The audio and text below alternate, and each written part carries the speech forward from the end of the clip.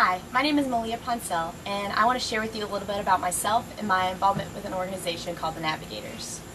I attended the University of South Florida in Tampa, which is where we're at right now. I graduated with a degree in psychology and a minor in communications. I love to sing and play guitar, and I also love sports, but my greatest passion is probably people. I love to hang out with people, just being around people, talking, which influenced my decision to pursue psychology while in college. But the greatest lessons I learned during my college career had nothing to do with academics, and I want to share with you a little bit about that. During my sophomore years, I was introduced to the Navigators. They were a Christian organization, and I hung out with them for big events, but the most important one was a spring break trip to North Carolina to go snowboarding. I really wanted to learn how to do that. I had never had the opportunity, and so I went along. When we were there, I had made some friendships in the van, particularly a girl named Sabrina, and on the way up I was hoping that she would be my roommate when we got there. But when we did, all the girls split off and I ended up getting roomed with a woman named Deb Ensminger. I was really disappointed because of all the people there, she was older. She was 40 years old, and I think she was, at that time, I knew she was involved as staff or something like that. I knew she was in charge, but I just did not want to be in a room with her. I wanted to be with girls my age, so I was really disappointed and not too happy. But the next morning, after we had got settled in, she asked me before I left the room if I wanted to read the Bible with her.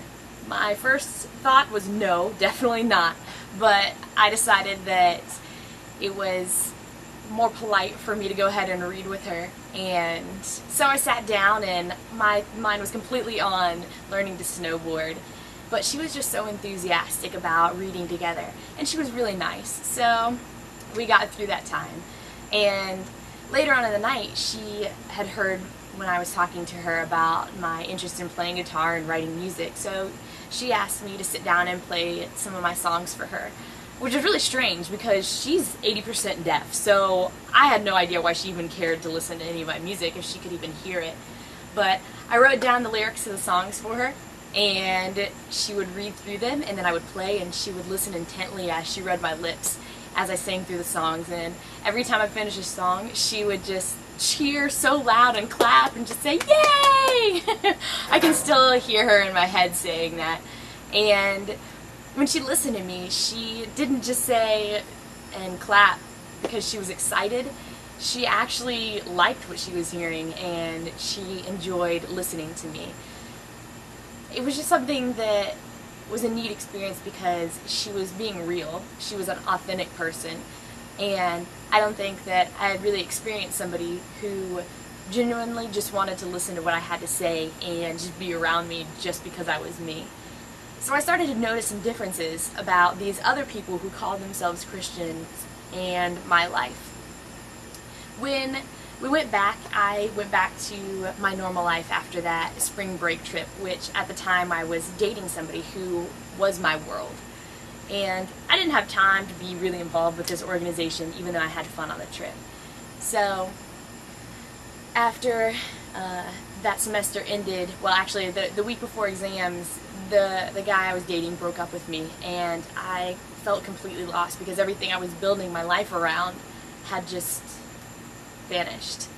So I talked with the girl Sabrina that I'd met on that trip, and she was just a really comforting person to me, but it was time for me to go home for the summer. When I went home, I searched for all the different ways that other people put their worlds together and seemed to have happiness in the world, but nothing seemed to fulfill me, and I just felt so empty, like there was something missing. I ended up coming back to Tampa a week early, and when I was in the car, I remember thinking to myself, this is not what I want my life to be. This is not who I want to be. So I called up Sabrina and I said, "Sabrina, would you like to hang out?" And she told me she was over at that woman from the spring break trip's house, Deb Ensminger, and she invited me to come over. So I went over and we ended up talking about my summer. But I remember that when I spoke with Deb before, she was just that real person, and I desired that realness. So I was really open with them about what my life had been like over the summer and the hard times I was going through. And I pretty much laid myself out on the table. And from that point on, that semester, I saw Deb pretty much every day, whether it was just to be around her, to cook with her, for her to listen to my music, or to read the Bible, which she made a point to do with me every week. And that kind of started my whole relationship with God. I became a Christ follower because Deb sat down with me and showed me how. I want to be that for other people. And that's why I'm so excited about the opportunity that I have with the Navigators, which I would like to share a little bit more with you about.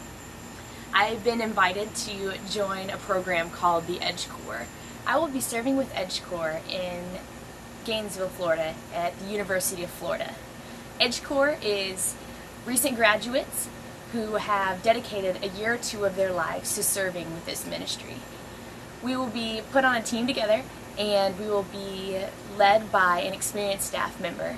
We will have the responsibility of hanging out with students a lot, interacting with students, leading Bible studies, mentoring believing students, and just sharing with the student population in general about Jesus. Because we are recent graduates, we have a special bond with the students because we were just students.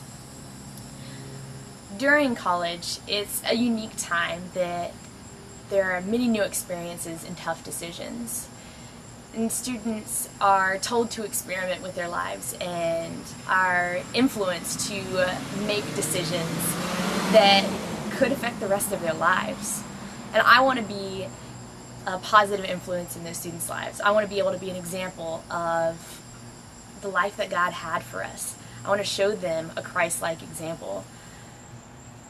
When I first started following Christ, I met a girl named Lisa. We met at a barbecue the first week of classes, and I still remember meeting her. It was right next to the volleyball courts, and we just started talking. I could tell that she didn't really want to be there, and through conversation I found out she was there with her boyfriend. Through the conversation, we started to bond, and she started to smile a little bit and open up. By the end of the barbecue, she was planning on coming on a trip with me to go whitewater rafting.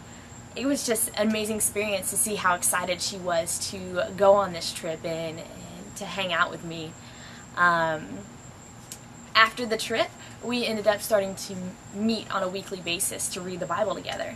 And within a couple of months, she started to follow Christ. I would just meet with her and tell her the exact same things that Deb had taught me.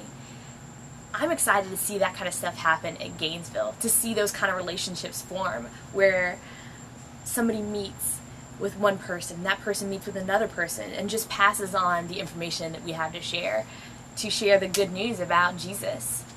In order for me to report to Gainesville by August 10th, I need to build a team of prayer and financial supporters. How does God want you involved? I would love to talk with you individually and get to know you a little bit better, answer any questions you may have. So if you could just provide me with your phone number and an email, I will contact you, and I would love to talk to you. Thank you so much for taking time to watch this video, and I look forward to speaking with you in the future.